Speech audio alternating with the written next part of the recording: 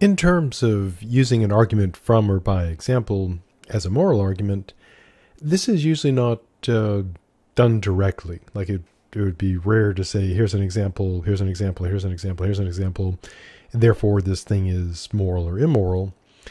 They're typically used to settle a factual issue that's relevant to a moral issue, in the context of ethics, of course.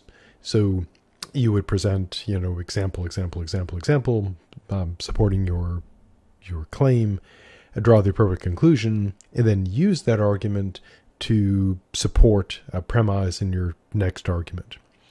And these are, not surprisingly, often used in conjunction with a method we'll see later, a very useful method called the appeal to consequences, which involves, as the name implies, appealing to consequences. Roughly and simply put, it essentially involves weighing the pluses and minuses in the context of ethics. More plus than minus is good, more minus than plus is bad. And the way to lay out that something has a lot of pluses, for example, would be to use an argument by or from example, where you'd give claiming that something has a lot of advantages, and you'd prove this by giving example after example of advantages. Or if you wanted to prove the opposite, that something has many disadvantages or negatives, you could use an argument by example to give many examples of disadvantages, and then conclude that it has lots of disadvantages. And of course, you could combine these looking at pluses and minuses and drawing the appropriate conclusion. Here's an example of an argument by example you might use, say, in an ethical context.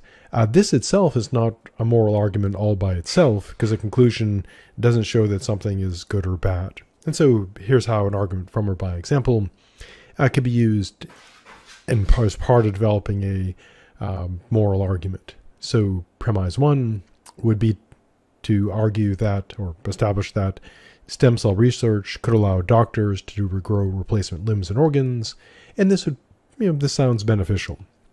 Unless, of course, you get like the horror movie scenario.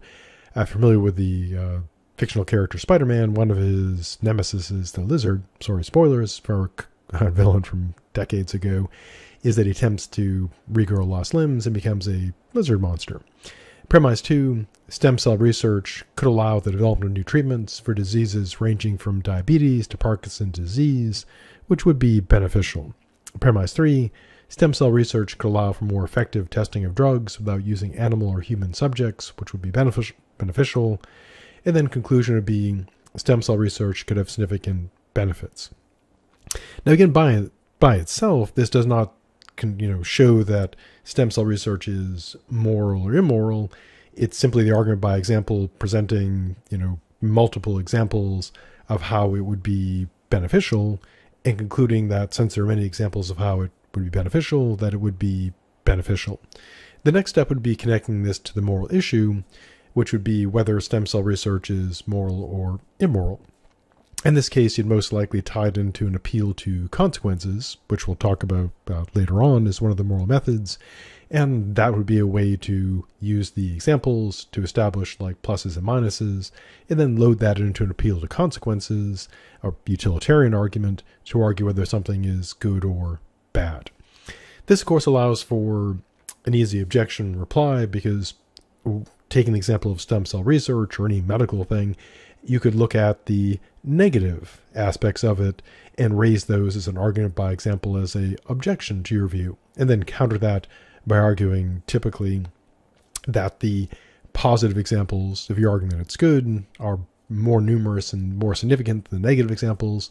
Or if you're taking the position that something is evil or bad, that would typically involve arguing that there's more negative than positive, and again loading that into an appeal to consequences with a moral aspect to it. And so that's a brief look at how you could use the argument from or by example in the context of ethics, typically to solve or resolve a factual issue, generally not used to argue directly for ethics, something being good or bad. This, of course, is just looking at the ethics of it to see like what is an argument by example in full and how to assess them in general. See the previous video on the argument from or by example.